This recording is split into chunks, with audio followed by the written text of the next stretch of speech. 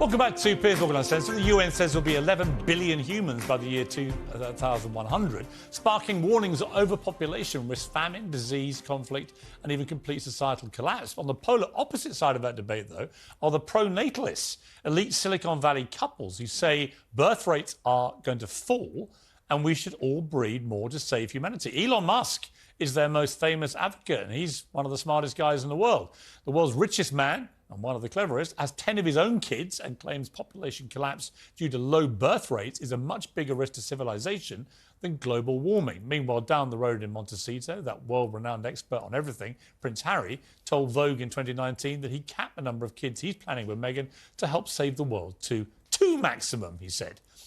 He said, I've always thought this place is borrowed, and surely being as intelligent as we all are, at which point I'm afraid he lost me.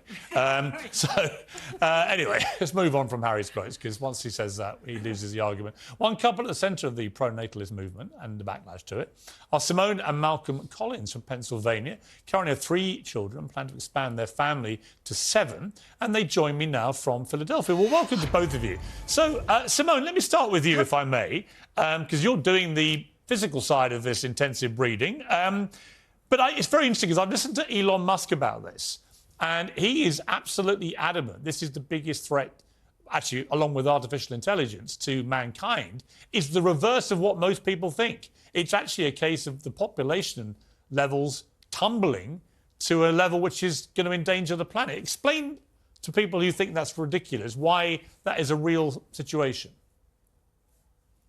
Yes, as soon as societies basically reach a level of modernity where there is prosperity, gender equality, high levels of education, populations start to drop below replacement rate. That's a pretty serious problem if it seems like modernity and all the things that we consider to be good, like women's rights, like prosperity, like good quality of life, seem incompatible with flourishing humans. It seems wild to me that we live in a world today where not a single country or culture, except for maybe Israel, has found out how to maintain a stable population alongside prosperity, gender equality, and education. This, as like a civilization, is probably something we should start talking about. And I'm saying, once I heard I was having you guys on as guests, I did read a lot about this. And it seems to be that the graph continues to rise, population, until around the middle of the century. But then it could start to fall precipitously after that. Yeah, so if you look at fertility rates today, the only countries that really have above repopulation fertility rates are where the average salary is under 4,000 pounds a year or 5,000 USD a year. So you're really only seeing high fertility rates in desperately poor countries right now. If you look at the developed world, the average fertility rate is only around 1.5, and we need 2.1 just to keep stable populations. OK, and Simone, I know that you're planning to have 7 children, I think. You've got 3 under your belt, literally. How fast do you want to have the 7? Is the clock ticking here? Absolutely, yeah. We need to have them basically as quickly spaced as possible. So we're going in for our next round, essentially, next month. And we're going to have more than 7 if we can, basically, until my uterus is forcibly removed in a botched surgery. I'm going to keep going. I mean, it is... Look, we laugh about it, but there's a very serious point to this. And it's fascinating because the more I've dug into it, after actually Elon Musk said what he said, the more interesting it becomes. And look, it is an argument which is argued vehemently both ways. You know, there are a lot of people who believe the complete opposite, but there are a lot of smart people who think this is a real doomsday thing coming around the corner. Yeah, I mean, I think we need to look at how quickly fertility rates can collapse. When I started caring about this, I was working as a venture capital in Korea, and I had to constantly plan out the future of their economy. At South Korea's current fertility rate, for every 100 South Koreans, there will be 6 great-grandchildren. We're looking at a 94% population collapse. Coming back to places like the US and the UK, it felt like traveling 2 decades back in time, like I was in some sort of sci-fi world, and I got a chance to try to raise the flag before it was too late. Because when you hit a place like Korea, where now 60% of the population is above the age of 40, it's probably too late for them to turn the situation around. And then there's all these economic problems. You can say, well, we can solve this with immigration, but then what you're doing is you're making the developed world their economies reliant on keeping Africa poor, or the African countries poor, Right. that have these high fertility rates. And that's not a good place to put the world in. And then you talk to the US about this and they go, oh, we can solve this with immigration. But as of 2019, by the UN's own statistics, collectively, South America, Central America, and the Caribbean fell below repopulation rate. So I think people they're not aware of how far this problem has progressed. No, and the just numbers, a few countries in the world today. Yeah, and the numbers are pretty startling, actually. I mean, Simone, the answer clearly is we have to go back to massive gender inequality, right?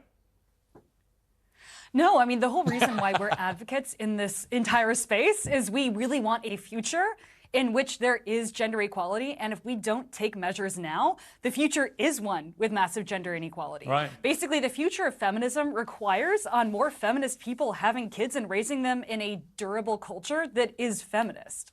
And this is what was so funny. I'm sorry, I've run out of time. I'm actually going to get you guys back another time because this is a really interesting debate. Honestly, I find this really intriguing, and you're great guests. So thank you very much for joining me now. And we're going to do a bigger debate on this down the line after our coronation's out the way. But thank you, Simone and Malcolm. I appreciate you joining me. Thank you very much. Thank you. We're excited to. We need the royals to keep breeding, and we don't have a monarchy. So at the very least, they've got to keep going.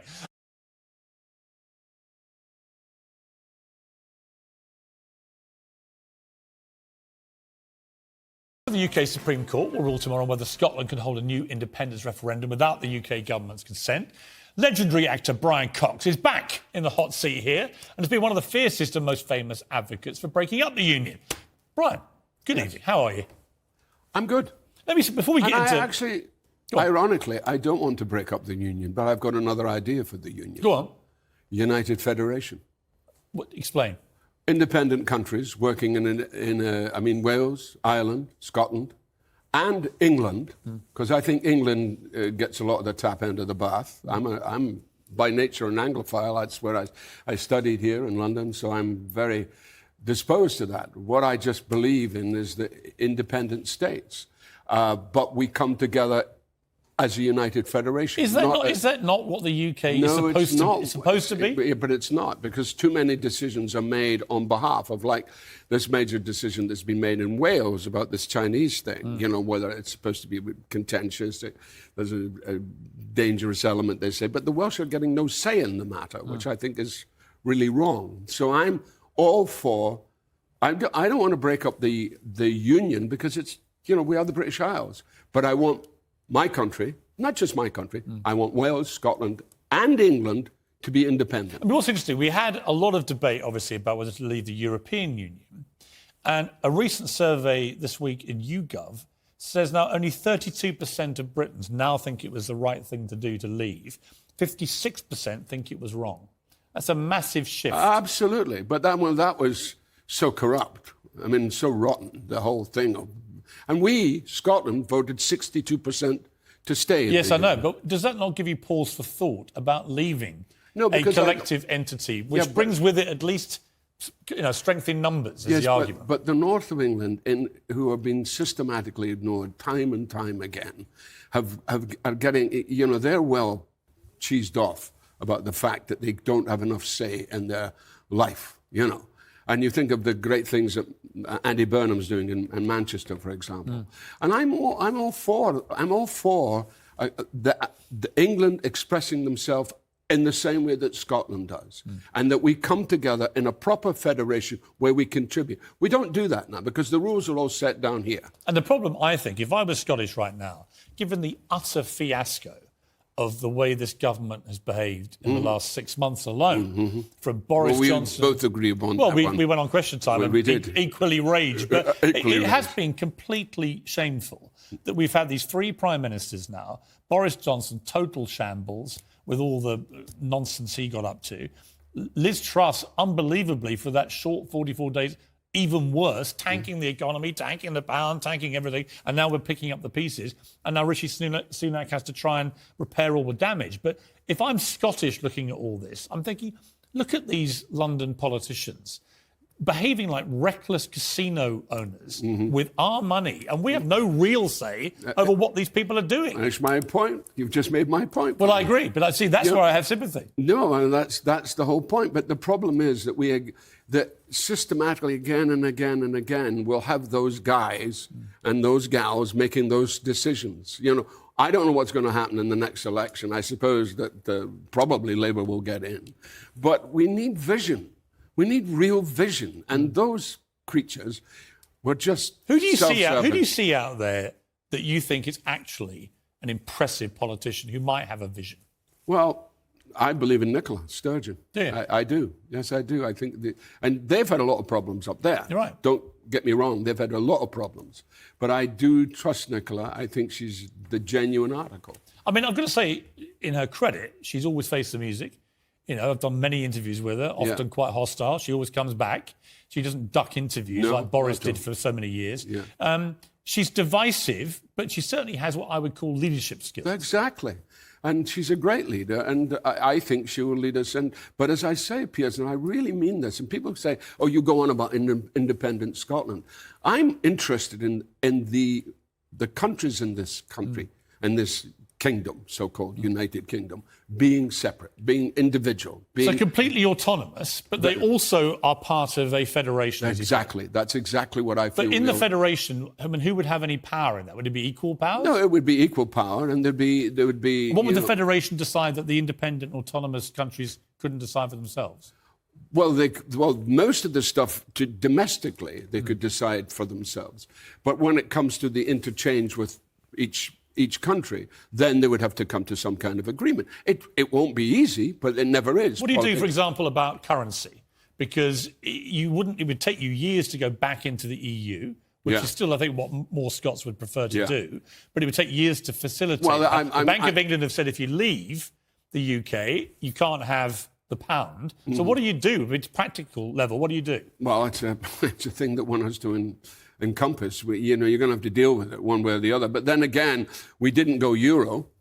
We kept the pound during this whole situation. So we never made that. We never made that transition. I don't know what would happen in terms of. But then, if we had a united federation, we would come to some decision on that very subject. That's what we. And what about the border? Because we've had this nightmare from Brexit of Northern Ireland and what to do with it. There's this belief that if Scotland really wants independence, you've got to sort of rebuild Hadrian's Wall. Are you going to be standing there with your marauding armour, fending off the invading English? No, that's... The new William Wallace. You got a bit of Wallace about you. Yeah, I know. I actually played William Wallace on television 100 years ago. Perfect cast. But no, I think that... But what do you do? Practical level. What do you do about a border if you are a genuine independent country? How do you deal with a border between Belgium and France? How do you deal with a Belgium between France and Spain? Would you have a physical border? You would just have the border. It would be there. It would be at Hadrian's Wall, which is a natural border. Do you think, when you go up to Scotland, what's the mood about, would you say? Because the polls at the moment do not see a majority in any of the polls for wanting to have an independent Scotland or indeed another referendum. So why do you believe you're nearer to it now than you were? Well, I just think because, certainly in Scotland's, it changes daily, because there's always... And the Scots are notoriously contentious. They can be very contentious, the Scots. I know because I am one. I was watching Peter Capaldi the other night, and he said, the great gift of my family was family and sarcasm. And I think that's very true. Sorry, what was your question again? No, my question is, the mood, what is it about the mood in Scotland, do you think, which makes you think the polls are wrong? Well, like People do want to have a genuine independent country. Because we've seen what's happened recently, which has been pretty horrific, with Johnson, Truss, very briefly. Did somebody else come in? Well, it's now Richie Sunak, So, and that party has just gone from worse to worse to worse to worse to worse. So we don't want any truck with that. We're like Blanche Dubois. We're always depending on the kindness of strangers. And in a way, we just need to be able to form. And also it's to do with culturally who we are. We're culturally different. We're not the same. And, when I grew up in Scotland, it was North Britain. And the great thing about Scotland, and the SNP party was regarded as a joke, but they have moved towards. You see, why I became part of Scottish. I don't like the word nationalist. I've never liked the word national, but I believe in Scottish independence. Nationalist is too contentious a word for me. But when Blair made the whole fiasco, which we're still suffering from in the Middle East, and he got into bed with, Cheney and Rumsfeld and the puppet, as he was really, Bush, and Halliburton and oil. I just thought it's so obvious that this is a corrupt thing that's happening, and we should not be part of it. Yeah. Now, in Scotland, we would say, no, we're not going to do that. But, of course, we have no power. We had no power to make any opinion. And I was a Labour man for a long time, and I'm still a socialist in principle. But, at the end of the day, that's why I think we have to come back to ourselves. It was interesting. I mean, you brought up Iraq. I was editor of the Daily Mirror. We opposed the Iraq war. We lost the campaign, sadly. But when you look at this furore in Qatar, what do you make of it? Because my argument is that I'm not sure we are morally pure enough here to really be talking to the Qataris about how their laws are or anything else. Well, I think to a certain extent you're right. But I also think that I think what's happening, let's look at Iran and let's look at what's happening in Iran, where there's a sort of possible female revolution, and it's being led by women. Right. See, I do think the patriarchy is over, and I think we need to give these women the rights that they deserve, and we haven't done it. And I think that goes for most of the Middle Eastern nations, but that's also to do with religion. We don't go into that, but certainly these women need to be freed up in a way that they're not being freed up. How would Logan Roy react to the patriarchy being over? He would do something else, because he's But I also think, going back to the question of Qatar, that should have been dealt with a long time ago. I mean, Sepp Blatter has already admitted it was a corrupt thing. Yeah. So we know it was corrupt, but they should have dealt with it a long time ago, not now. This is not the point. But see, when I had that debate before, I spoke to you with Arsaka. I mean, when you actually do try and work out where is morally pure enough to have a World Cup. Iceland. Right. I mean, you're pretty much in Iceland every year, right? Yeah. And even there, if we dug deep enough with all the world's journalists, you'd probably find all sorts of problems there. Well, my point being that it's tricky, right? You can't just obviously have it in Iceland every year. You could. Well, it's not every year, it's every 4 years. But why shouldn't the Middle East have a World Cup? Well, no, I think they should have a World Cup, but there's a lot of stuff that's gone on. I mean, the Saudis beat Argentina yesterday. Incredible. But then think of what the Saudis did to that journalist in Turkey. Of course. Exactly. So But is that any more morally repugnant than us illegally invading Iraq? Well, we haven't done that kind of thing. We haven't actually. Well, we illegally invaded a sovereign country and 1 million people died. That's what we did. We did it. I mean, I'm not sure there's a moral difference, to be honest. Yeah, but just because there wasn't a moral difference doesn't mean to say you have to not abandon that issue and just saying perhaps there needs to be a bit of morality in dealing with things. Let's take a short break. I want to come back. You're a Manchester United fan. I am. And you saw the Ronaldo interview? I did. Great interview. I'm going to get your reaction to Ronaldo after the break. Welcome back to Piers Morgan Uncensored. Brian Cox is still with me. Brian, you're a Man United fan, the biggest star arguably United's ever had. Cristiano Ronaldo went public in this big interview with me. Let's just have a reminder of some of the things he said. Trying to force you out, you guess. Not only the coach, but the other 2 or 3 guys there around the club. At the senior executive level? Yes, that I felt betrayed. I don't know what's going on, but since the Sir Alex Ferguson left, I saw not evolution in the club. The progress was zero. The Glazers, they don't care about the club. The empathy with the coach is not good. I'm honest. You don't have a good relationship with him? I'm not mean good relationship. Do you think he respects you? I think he don't respect the way I should deserve.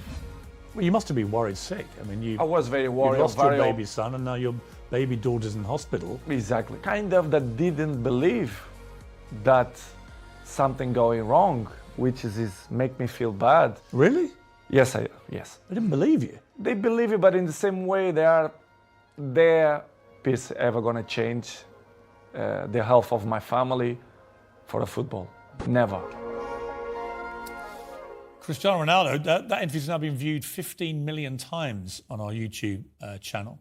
45 million more views of the clips on social media, making it one of the biggest most watched interviews in history, certainly for sport. What did you make of it, Brian? I mean, Cristiano Ronaldo, United legend, torching really the club. What did you think? Well, I think I can see where he's coming from. But he also has to understand that it is not Alex Ferguson anymore.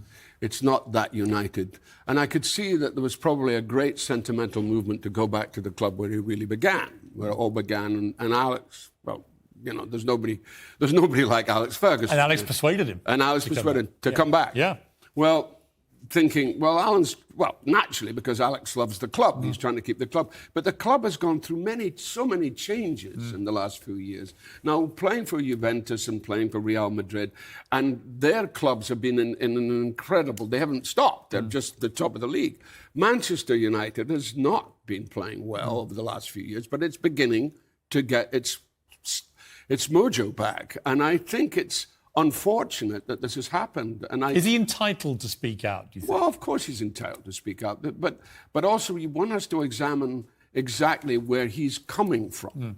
And I think he's coming from a place where he's saying, you know, I wanted to go back to a beginning. I wanted to go back to that glory days where I was a young boy. And I understand. He said his heart ruled his head to a degree. His heart ruled his head to a degree. And in a sense, that's going to be difficult, and a manager who's trying to create a new club, and there's going to be a clash. Yeah. And I think it's quite tragic, actually, and it's tragic for him, but it's also tragic for the club. Yeah. You know, and I think the club has to be given a break on this. I mean, I do think it's hard. It's clearly hard because his expectation must have been huge. And especially if Alex persuaded him to go back. Yeah. That must have been a huge thing.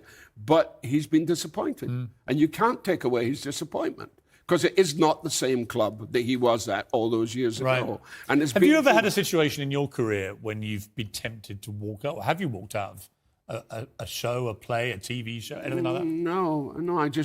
I'm clever enough to avoid going into those situations. Have you seen people do it? Yeah, I've seen people walk away, and I've understood why they do it, and it's usually complex reasons. I mean, I did it, actually. Well, yeah. But I did it because actually, when I listened to Ronaldo, I sort of thought, it actually comes down to respect. I think it doesn't matter what the job is, if you actually feel disrespected in your workplace. That's right. And you feel you're being forced down an alleyway you don't want to go down. I actually think there's a certain merit in just saying, actually, it's not for me. Yeah. Thanks. Yeah, and I think that's maybe. I'm glad the interviews had the coverage that it's had in terms of. I mean, amazing. 15 million is quite incredible. But at the same time, I'm going. It's rather sad that that's the view you're going to get because, I think, and certainly with his kids and with his family and. Going back to Manchester is a difficult thing. I think losing the baby in the tragedy with the twins and one died and one lived, that's got to really get to any human being. And also, I think he wanted a bit more of an arm wrap. Yeah, and he didn't get it. Yeah. And that's... It may just really be as simple as that. Yeah. Talking of arm wraps, extraordinary series you've got on Channel 5, How the Other Half Live, both rich but particularly pertinently, I thought, the poor. And you went down for this series... You went to food banks. I want to show a little clip first and ask you about this. Well, actually... I come here every Friday so that I can feed my son over the weekend. We're working part-time and we still can't afford anything. Yeah. My electricity has gone up from £44 a month to £170 a month. That's astronomical. It really is hard going, it really is. We prioritise our children and go without, and I think that's what all adults and parents are doing just now, really, isn't it? It's shocking how Dundee's gone pretty much full circle, getting back to the poverty I saw as a kid. It's extremely painful, this stuff. It's painful for anybody. If you've got any sensibility at all, this stuff is painful. So they weren't, you just corrected me there, they weren't food banks. They're called community larders. Explain the distinction. Well, the difference is what people feel about food banks is loss of dignity. Yeah. And the one thing that human beings have, even when they don't have any money, is some kind of dignity, some kind of feeling of well-being of who they are. And what the community larder does is it charges the minimal, but it means you're paying for something. So there's a transaction. You're not being given it. You're not being given it, and it's not begging, because a lot of being in food banks feels like begging. And the fact that they're being constantly legitimized is really irksome to me. But this community ladder run by these two amazing women who actually ran a playgroup, and it was out of a playgroup they decided to go on to this. And people like Lidl, Morrison's, they give stuff which is coming up to its sell-by date that then they can tap on. And the thing that you don't see in the program, which is one of my angers with my editors in that, anyway, that's neither here nor there, but the thing you don't see is a guy who came in at the community ladder. He was called Peter Leake. He came in and he was a frail man with a stick, and he had a sign on his arm. And I said, so you do this for your family? And he said, no, I do it for people who can't get here. It was 15 people he did it for, wasn't it? Yeah, that's right. He said, I do it for them. He said, and I said, really? He said, yeah. I said, that's amazing. He said, I do sort of 5 a week. I do different groups, you know, people who can't, older people who can't get down from the high rises.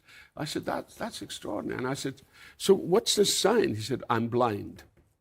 And I just almost fell off my chair. I just thought. But you got quite tearful, actually. I did, because I just thought the heroism of this guy, and this guy's a real hero. And I just thought, wow, you know, this man has really given something of his life to this horrible situation and trying to make it better for other So people. many people in this country, in the whole of the UK, are now literally on the poverty Yeah. line. And it's probably going to get worse before it gets any better. 11% inflation, this energy crisis, the war in Ukraine, all these things conspiring, the fallout from the pandemic. You saw at the sharp end. I mean, you went back to your hometown and you were horrified by what you found. What do we do about this? It's a big question. It's a big issue. I think independence would help.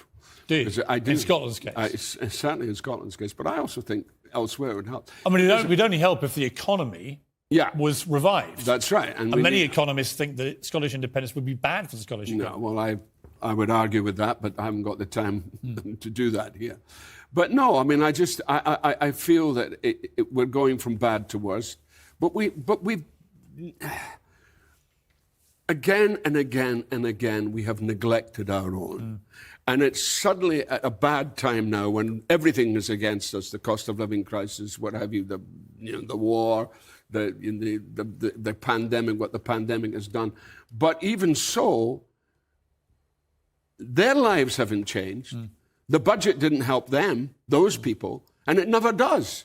It never does. It never looks to the poorest. We don't concern ourselves with that. They're an embarrassment. Let's put them over there. But now, and why I wanted to do this program, was to bring it to the fore and say, these people matter, and we have to do something about it. We have to have some attitude that we haven't got, that we've kind of elbowed so long, for too long, actually. And that's what I feel. It's powerful stuff, and I commend people to watch it. How the Other Half Live on Channel 5. Can't let you go without asking you about Succession, one of my favourite shows ever in the history of television. You've got a new series coming in the new year. Can you tell me anything, or do you have to shoot me? Piers, I don't have a gun. But if I did, you'd have to be shot. Is Logan Roy in Series 6? Well, there isn't Series 6. We're only Series 4. I know. That's a trick question. Oh, I don't know. I mean, let's see what happens. I mean, in other words, does he survive this series? Well, it's 4 you're doing now, so it's BB. Yeah, he'll survive this series. Yeah. No, there'll be no problem about There's no that. death we have to... No, none of that. No, that's all speculation and nonsense. No, I mean, there's a lot to be dealt with in terms of who's going to take over, and there's a lot to be dealt with in terms of the writers and where they can go with it. See, the great thing about Jesse Armstrong is he doesn't stay too long at the fair. Right. Because each season has topped the last season. So we have to keep topping. But it reminds me of Aaron Sorkin on The West Wing, where the first 4 seasons were fantastic. Then he left and the writing collapsed and the whole thing... And that's what we don't want to happen. Yeah. Would you rather end on a high? I would rather end on a high. Yeah. And leave them wanting more, not less. Yes, and there's no names, no pacto, but there's a show called Billions, and Damien Lewis left, and they're still going on with it. Yeah, I know. But it's over-egging the souffle. That's what I would call. A wee bit. How many times a day do you get told to tell people to F off? All the time. Like a dozen times a day? I was at the Scottish BAFTAs last night, and I couldn't get away from people. And of course, as I said before, it's the best thing to tell people. Yes. Because when you're fed up with them, you go, oh, You can say it. We'll bleep you. Oh, off. Don't bother me anymore. Just the off. And finally, as a Scot, who do you most want to win the World Cup, England or Wales? Or somebody else? I have to reserve judgment on that. Oh, come on, Tom. Get off the fence. No, I'm not. I can't do that. Do you want England to beat, say, the United States? I think I'd like to see England do well because I think he's done a great job. Southgate. Yeah, I think he's really done a great job. And there's some great players. We've got a few good Arsenal players in there. Yeah, well, Saka on fire. Saka, what a player. Tremendous. I was worried about him because he got... a couple of games ago, they took his legs from him, and I thought, oh, God. He's made a tough stuff at Arsenal. Yeah. Brian, brilliant to see you.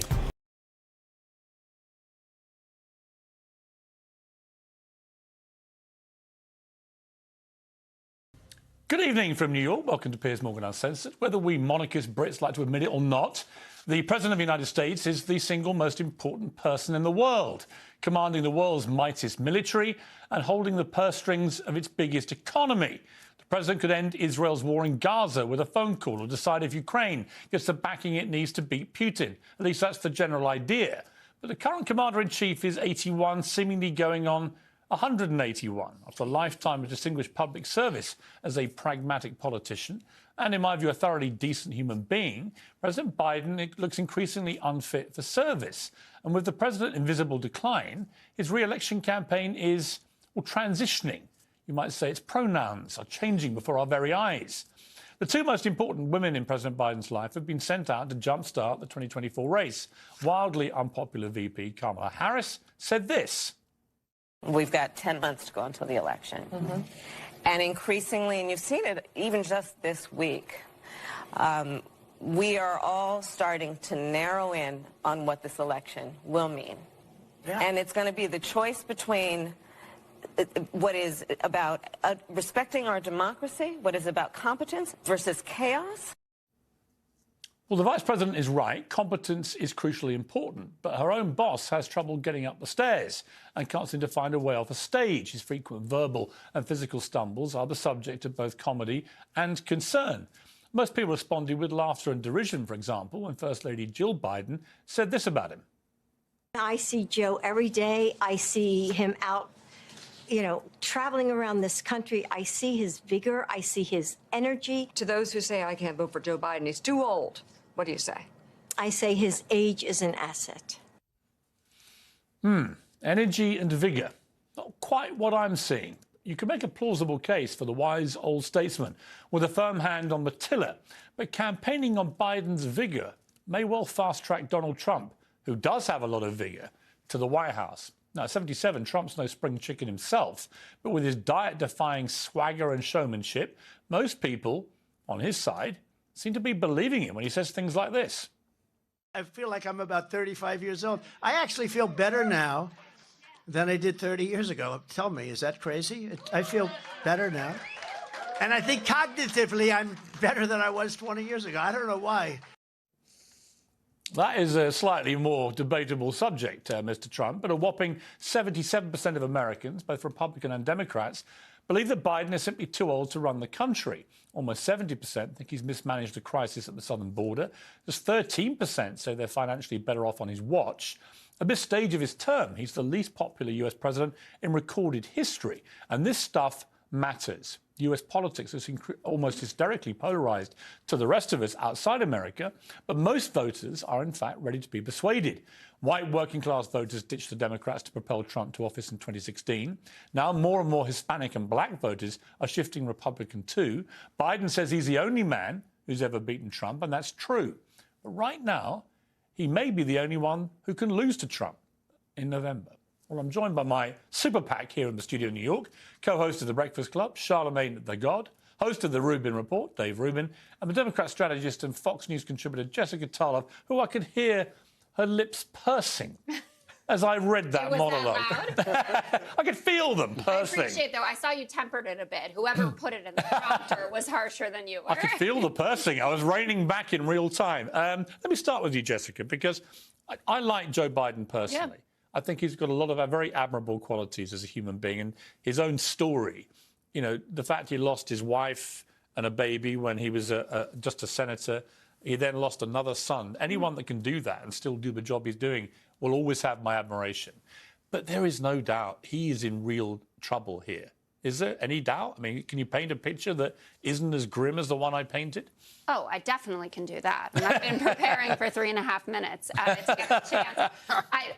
I'm not going to start by denying that the age factor is massive in all of this. And I think that people's concerns as well about Kamala Harris and her readiness to take over informs that. If there was a hugely popular vice president kind of waiting in the wings, I think things might feel a bit different for people. But 81 is 81. There are some 81-year-olds. We all watch Warren Buffett, right? Mick Jagger is 80. Yes. Nearly 81. He would have a different kind of agenda for the country. But yes, he does. Might be quite a popular one. Yeah, that would be pretty good.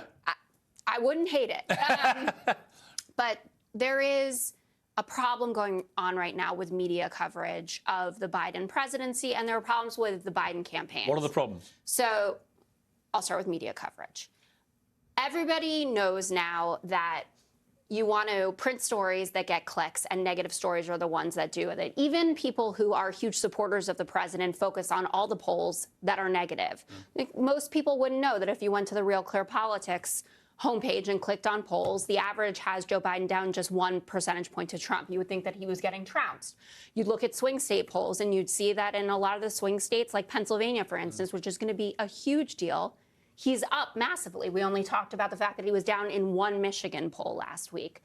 In terms of the economic news, the Wall Street Journal, our very own Wall Street Journal here at News Corp, had a hugely optimistic set of editorials out there. It's 62% of Americans think the next year, so 2024 election year, is going to be better for them. When are they going to go and vote? In November. That's a lot of time for this economic recovery to really settle in for people. But no one wants to talk about that. It's not popular. It's not good clickbait. The second part about the campaign, and this is where I think the Obama folks who have been perhaps too publicly critical, I think, of the Biden campaign, their ground game is not visible to folks. They don't feel like they're there in Nevada, in Arizona, in Georgia, in these states that we desperately need to win. And they are working on that. And I think that the president himself needs to be more visible. If I was working in the White House, I would have him out there all the time. I understand you might be risking Would you? a stumble. I wouldn't. I'd do what they did with him last time. I'd keep him in a dungeon. I mean, Dave, look, here's the thing. I think the problem is not, it's not his age. I think that Joe Biden's problem is the clear senility that's going with his age. Like I said, I met Mick Jagger last summer, absolutely bursting with the vim and vigour that Jill wants us to believe she sees him go. Look, Piers, do any of us sitting at this table or anyone watching this think that he could run one shift at McDonald's? And I don't mean that as a shot for someone that works at McDonald's. That's what a lot of senior citizens do, though. But I don't think he could. I think a lot of senior citizens could, because I don't think it's an age thing. I agree with you. It's a cognitive. Dame Joan Collins at the Emmys stole the show. Yes. She's 90 years old. Good friend of mine. She looks about 50, and she has the mental acuity of a 50-year-old. She has vim and vigour. So Jill Biden is right to say it's about vim and vigour, but her husband doesn't exude it. Well, look, let's put it this way. You opened by saying something about ailing Joe Biden, and I thought, I haven't looked at my phone in 20 minutes. Did something else happen? It's a general ailing. It's ailing. Yes, we all know it. The wandering off when they get him off the plane and the confusion. He literally on camera 2 years ago, said, let's go, Brandon. Like, something is not right. We all know it. And I would say respectfully, in terms of the polls and everything, people don't vote on what really matters. We vote on what we can feel, right? And I think because of that, people are going, Donald Trump, he seems back. There's energy there, and there's just no energy with Biden. And nobody likes Kamala. That's but Trump has lost every election except 2016. Yeah. I mean, he's a loser. And, right to the point, the Democrats decided to finish him off with 91 criminal charges and thought, this will do him. He's down, he's wounded, and we'll get him. And it's had the complete opposite effect. He has used that to play the martyr, the victim. It has fueled a resurgent Trump. And you cannot deny, I mean, I've seen people try to downplay what happened to Iowa. But if that had been Joe Biden who'd done that at Iowa, you'd be saying, this is unbelievable. It's a landslide. It's amazing. He's killing them, right? Trump is back. And I think will definitely be the nominee, regardless, unless there's some extraordinary twist of events. He's exuding the air of someone on a mission. He's got vim and vigour. And whether you love him or hate him, and it's equal doses with Trump, you've got to say Trump v. Biden in November. I could see Trump winning that. Is there anything about Iowa that makes you say maybe Republicans should pivot and go to somebody like a Nikki Haley, maybe? Like when you see that she picks up, you know, a lot of Democrats, a lot of independents, do you think that they're doing themselves a disservice by maybe not getting behind her? Possibly. Because you know the GOP is going to fall in line, and she's somebody who seems like they can pick up votes from both sides. Yeah, I mean, but you yourself, made news by talking about the vim and vigor claimed by Jill Biden, didn't you? I mean, you're not. Yeah, I don't see the vim and. You're not vim and vigor, or whatever it is. Yeah, and I had a great time on your Breakfast Club show yesterday, and it was really enlightening conversation we had. But it's not that like you said, are you telling people to vote Trump? No. It's not for me to tell people how to vote in this country. And I've been very critical of Trump in the last, since certainly overall the stolen election nonsense, the January 6th thing. I wasn't buying into any of that. And in a way, I felt that was disqualifying. But we are where we are. It didn't disqualify him. He could actually go to prison and still be president of the United States, constitutionally. So we're into completely uncharted territory. All I do feel is the more the Democrats have tried to kill him off, particularly with all these criminal charges, the more that even Republicans that don't like him have gone, you know what, it is a witch hunt. The Liberals are trying to nail this guy. He's one of us. We're going to back him. And so it's been self-defeating. A bit like the Russian collusion thing. Yeah, I agree with that. And I think the interesting thing is if you're going to use language like, this is going to be the end of democracy as we know it, then there needs to be a sense of urgency. Like you said, when is the ground game going to start? Why is the ground game just starting now if it's going to be, the end of democracy? And I think that's what scares people, too. If we see the clear and, to me anyway, the clear and present danger that could be a second Trump presidency, is the Biden-Harris ticket a winnable ticket? I'm a person who voted for Joe Biden in 2020, so I don't think it's anything wrong with asking that question. Do you think it's a winnable ticket? I don't know. When I look at the polls, I don't think so. I think that a 60-plus-year-old... No incumbent president with this poll rating that Biden's currently at in the low 30s has ever been re-elected. Yeah, I mean, when I look at it, I don't think so. You never know. You can say it's 50-50, but I think a 60-plus-year-old Joe Biden, with the things he's done as far as the infrastructure bill, even the student loan forgiveness, the way the economy is now, I think a 60-something-year-old Joe Biden. He also said to you on your show, which again made headlines. You make a lot of headlines, Charlotte. I'm jealous. But he said, if you're black, you don't vote for me. You're not black. He meant it as a joke.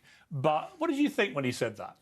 Was that a sense of entitlement, a bit of arrogance about the African-American vote? I think that, he has too many black friends around him, and they made him feel comfortable enough to make that joke. I feel like he probably had a bunch of black people around him who have said that exact language, because when they say that, they're saying that, hey, if you vote for Trump, you're literally voting, against your own interests as a black person. And I think he's heard that a bunch of times, so he thought that would have been a nice little quote. Dave, let me ask you a specific thing, Dave, about this, right? So Trump, this is where I have a problem with Trump.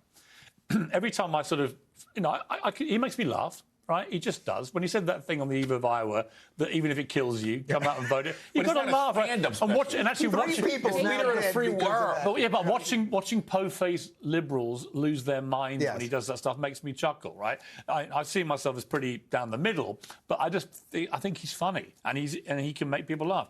But when he says this, I don't laugh, right? He said the President of the United States on Truth Social yesterday, the President of the United States must have full immunity, without which it would be impossible for him to properly function.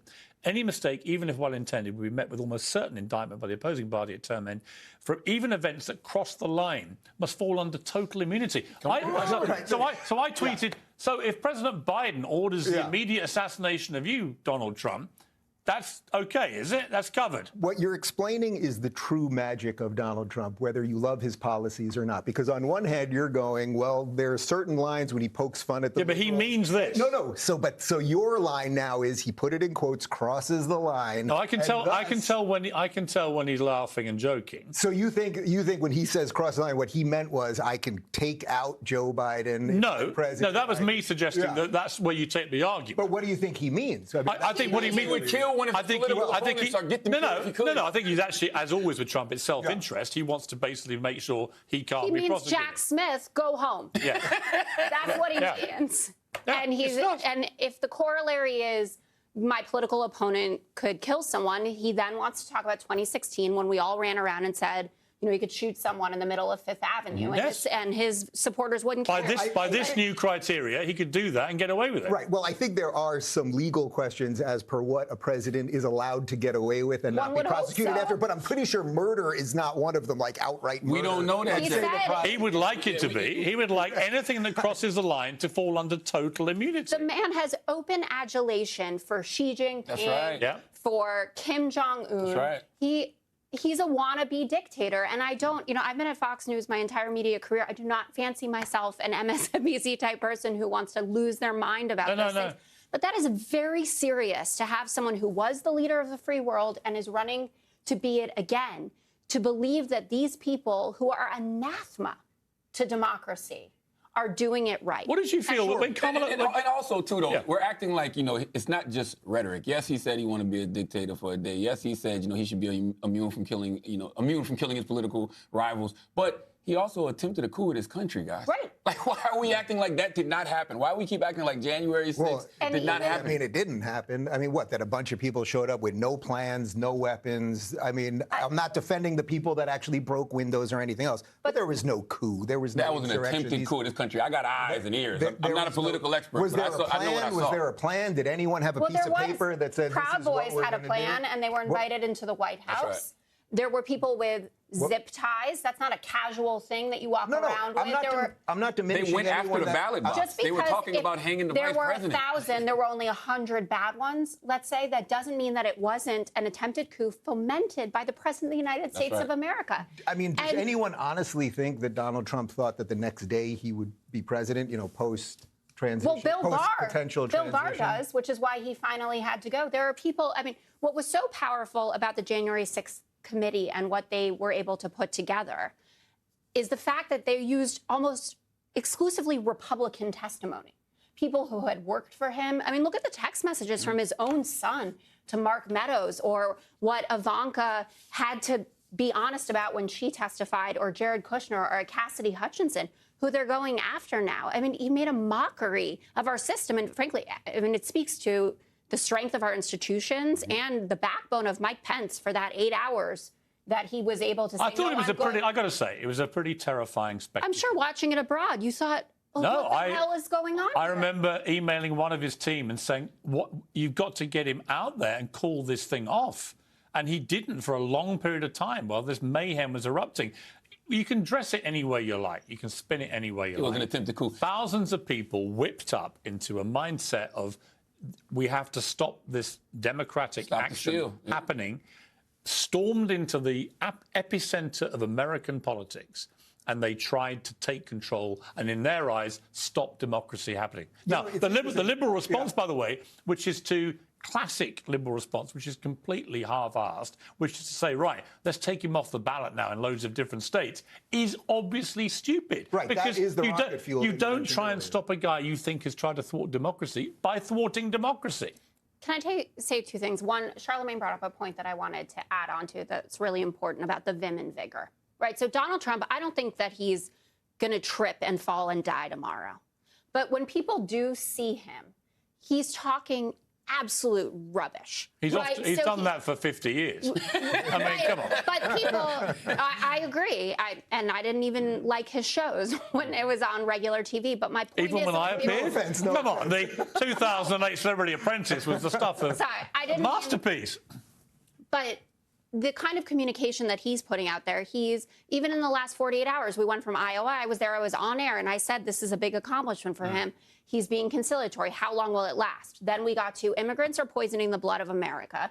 Then defaming a woman who he's been charged. They found him guilty of sexually assaulting her. He continues with that. He's talking about how magnets work in water, using ID to buy a loaf of bread. It's not like people who are at home are saying, this guy's got it together and this guy doesn't. No, but you know what it is? You know what? We're going to come back. I'm going to talk after the break to Dean Phillips and keep you guys here to react to that. But I also want to talk about what Jamie Dimon said, which I thought was really interesting, when he said that if you call everyone who's a MAGA a supporter of Trump, if you call them a bunch of crazies, then you are completely missing the point why most of them actually want to vote for Trump, which is economy, foreign policy, the border, all these things which he was strong on last time. He said that's why they want him back, because they feel they've been let down on that by Biden. We'll talk about that after the break. Stay with me. Uncensored next. More from my New York super PAC. I'll be joined by the Democratic presidential candidate who wants Joe Biden to stand aside. He's Minnesota Congressman Dean Phillips, and he'll be here live in a couple of minutes. Welcome back to Piers Morgan Uncensored, live from New York City. Democrats are privately fretting about President Biden's disastrous polling in the race for the White House. Very few of them are prepared to say it out loud. Only one elected Democrat has been bold enough to run against the incumbent president. And US Representative Dean Phillips is that man and joins me now. Well, Mr. Phillips, thank you for joining me. I guess the first question for the global audience is, who are you and why do you want to be president?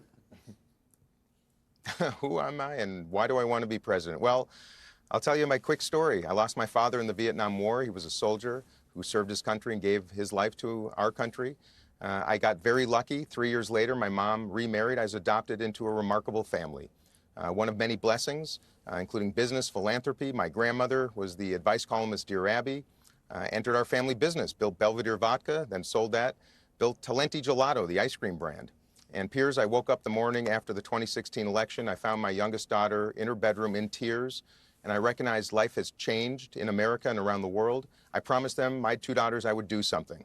I ran for Congress. I flipped a district that had not elected a Democrat since 1958. And I beat an incumbent who had won by 14 points. I beat him by 12. And I got to the U.S. Congress in 2019 and found an unmitigated, dysfunctional disaster that is easily fixed with good leadership, Piers.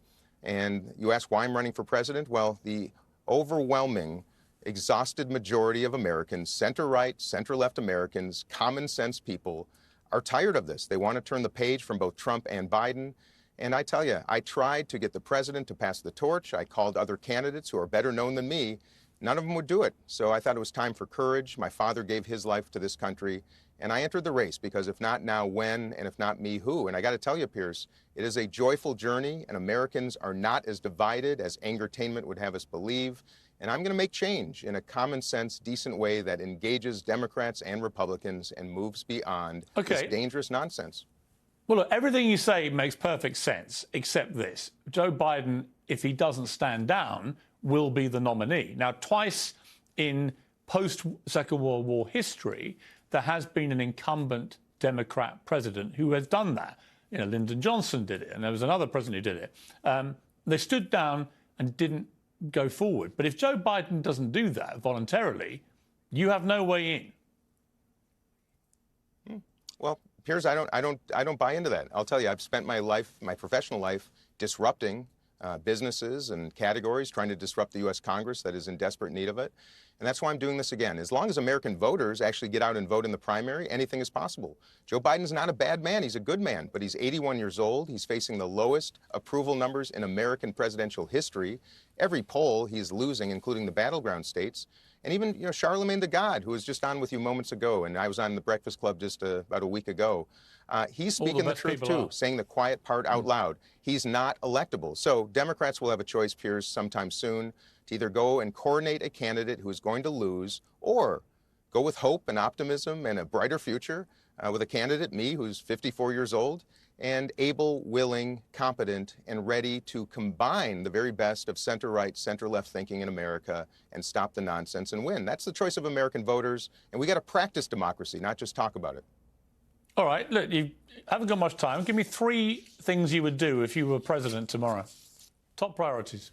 Oh, let me talk about executive leadership. I will have a bipartisan cabinet of the best and brightest Americans, Democrats and Republicans. I will have a youth cabinet. I will employ zero-based budgeting. I will actually manage our federal government in a fiscally responsible manner. I will address the southern border, which is an unmitigated mess and disaster, inhumane, horrible for our economy and our international reputation, and we must reform our asylum policies. And then I will do what is most important for Americans right now. Costs and chaos are out of control. Life is unaffordable. 60% of Americans living paycheck to paycheck, 40% cannot afford a $400 emergency. We've got to attack affordability, and we've got to end the chaos, not just in the United States, but all around the world. End the wars, invest in peace, and bring this country together and do our best to bring this world together before it's too late, Piers. And that's going to take all of us. And by the way, as some have noted, Jamie Dimon, about Biden condemning all Trump supporters, I welcome and invite Trump supporters. I love everybody. As long as you are people of principle and decency and want to work together, Piers, we got to change this nonsense. The two parties are the problem. And I'm running for change, and I don't mind that disruption because I think most people want it. Well, it's good of you to join me, Mr. Phillips. I would personally say you probably have two hopes of succeeding, no hope and Bob hope, but I do admire the aspiration. And I actually like the cut of your jib as well. So you never know in politics, right? Hey, you never know. You got to give it a shot. And by the way, mark my words, watch here in New Hampshire on January 23rd, just 4 days from now. You might be surprised. I look forward to it. I would love to be surprised. Dean Phillips, thank you very much indeed for joining me. Charlemagne, you got... What an optimist you are, P. You know what I am? I'm an optimist tinged with being a realist, right? You've got to be real about this. I don't think Joe Biden has shown any indication of wanting to stand down at all. Unless he voluntarily does that, is persuaded to, he is going to be the nominee, right? And for someone like you, you've become, with your show, various shows, but The Breakfast Club in particular has this extraordinary number of young black people who tune in religiously to listen to it, to watch it, and to think, what do they want? What do they want from their president? I mean, they've got two elderly white guys right running for president. This is not an Obama 2008-9 scenario. What do they want to happen here? Well, when you talk about it in those terms, number one, they want both of them to step out the way. They want the GOP to move away from Trump. They want, Democrats to move away from Biden. But I don't care who you talk to. Most folks you speak to want upward mobility. Like, it's all about money. Like, that's the conversation that they should be having. When they're having conversations about, creating jobs, when they're having conversations about the economy being better, that's great. But is it trickling down to the least of us? Is it trickling down to the hood? Is it trickling down to the rural areas like where I'm from in Moncks Corner, South Carolina? If those people aren't feeling the relief, then they feel like, what you're doing isn't necessarily. And what did you feel about Jamie Dimon, who says that, if you just ridicule and mock the MAGA crowd, the really hardcore Trump supporters, it's wrong, that you should respect all Americans, right? They're entitled to their opinion, entitled to vote for who they want to vote for. I mean, I thought he had a point. He also had a point that if you just over-demonize Trump, I think I said on your show, I met Chris Rock after the 2016 election the next day, and he said, if someone's murdered 8 people, don't go around saying he's murdered 9 about Trump. In other words, if you just exaggerate how bad he is, people are going to find out. Well, see, that was 2016. I think in 2024, we kind of see what a Trump presidency is like and how bad it could potentially be. And what are you most worried about with him? I'm worried about, the threat to democracy seriously, because when you hear a guy say, hey, we should get rid of the Constitution in order to overturn the results of election, like when you hear a guy say, you hear his lawyers in court say, well, he never agreed to support the Constitution. It's like, whoa, I don't care if you're Democrat, Republican, black, white, gay, straight. If you're an American citizen, you cannot have a leader of the free world who does not respect the Constitution. Dave, you can't have someone who doesn't respect the Constitution. No, you can't. Well, first off, the beauty of America and our system and the Constitution and the rest of our founding documents is that they work, and we've separated powers enough so that guys like Donald Trump, potentially, if he wanted to be dictator, it's not that you just flip a switch and suddenly you're dictator. So why are they not using the 14th Amendment then? Well, hold on a second. I would also say that if you look at the actual reality of Trump's presidency pre-COVID, the economy was booming. Yeah. We had the Abraham Accords, lowest all-time black unemployment, lowest all-time Latino unemployment. And you may remember at the State of the Union when he mentioned that, and AOC and the rest of the Congressional Black Caucus sat there like this. I thought they would have been for low black unemployment. So Trump has done a lot of things right. And I'm saying this as somebody that wasn't even supporting him 3 days ago. I mean, I'm a DeSantis guy. I moved to Florida because Jamie Dimon, to be fair, to be clear, he's not a big Trump supporter. Yeah, but he's locked horns with Trump a few times. He's donated to the Democrats, right? It's not, and Trump has rubbished him in public about doing business in China. So it's not like he's a diehard Trumper himself. He just made the point, which I think is right, which is if you just abuse everyone that votes for him, you are basically committing an act of self-harm. What I would recommend anyone do as this election keeps going is as the rallies start again, and I did not vote for Trump in 2016. I did vote for him the first time, but the second time. And one of the reasons that I ended up doing it was one day in LA, I happened to drive by a rally, and I was like, you know what, let me just go in there and see what's going on. And there were black people, and there were Latinos and gays for Trump, and it was a joy fest. It was a party. American flags everywhere. It wasn't some coalesced idea of let's take out democracy or take out the Marxists or anything else. It was basically kind of like an FU to the system and then just this mix of politics. I mean, that's the. All right, Jessica, were you in this party he's talking about? I wasn't invited. There were gays, blacks, Latinos, but no liberals. What did you think? What did you think of Jamie? There were an awful lot of liberals. Yeah, there were actually. 4 Bernie Sanders voters who probably didn't turn up. What did you think of Jamie Dimon's comments? Because they were interesting. I think Jamie Dimon runs a huge international business, and you can see a line in the sand with how people who don't want to lose customers talk about all of this, and they have to do it that way. And that's correct. But as someone who spends my time in conservative media with people who vehemently disagree with me, I've had it up to here. If I could clutch my pearls any harder, whatever it is. They try to say that liberals talk the same way about conservatives that conservatives talk about liberals. If Donald Trump wins the presidency again, you will have a president who calls more than half the country, 81 million voted for Joe Biden, 74 million for Trump, calls us thugs, pedophiles, communists, Marxists, anti-Americans, traitors. I'm not being welcomed into any sort of. I have a question for you, which I asked Charlemagne yesterday. How many immigrants did Barack Obama deport in 8 years? He's the deporter in chief, and I said it. Do you know how many it is? 3 million. 2 million now. He only knows because I told him. He hadn't got on Scooby yesterday. I thought it was only 2. It's over 3 million. It was the greatest number pro rata of any president in history. Yes, and it did not hurt him with Latino voters. I say it all the time on the 5. Biden can get tougher about this. Henry Cuellar, he's got it right how he's talking about it. The border Dems, the Mark Kellys of the world, that's all fine and good. But to your point about what this world looked like or this country before COVID, Trump's setting all these records. Guess what? Biden's done better than his records. So black unemployment is lower than it was under Trump. Latino unemployment lower than under Trump. Let's talk about oil. I can't even tell you how many times I've been told, drill, baby, drill. Well, Joe Biden's doing it. 13.3 million barrels. It's the highest amount of oil produced by any country in history. Good sales pitch. But here's the critical question for all of you, and it's a one-word answer. If it's Biden-Trump in November, who am I voting for? Who wins? I do believe Biden wins. Trump.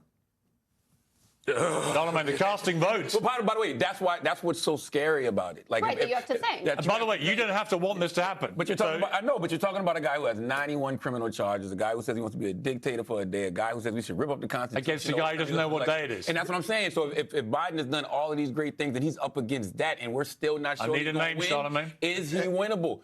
I really don't know. You got to give me a name. Who's going to win? Biden v. Trump. It's not Dean Phillips. It's not going to be Dean Phillips. I really, truly don't know. If I had to say right now, I would say Donald Trump. Wow. There we go, the casting vote. Charlemagne the God, the man with his finger on the pulse of America. Trump. Maybe, but I don't know. I really. It's a long time. That's what's so scary about it. There's a long time to go. Brilliant to have you all. Thank you very much. Thank you so much.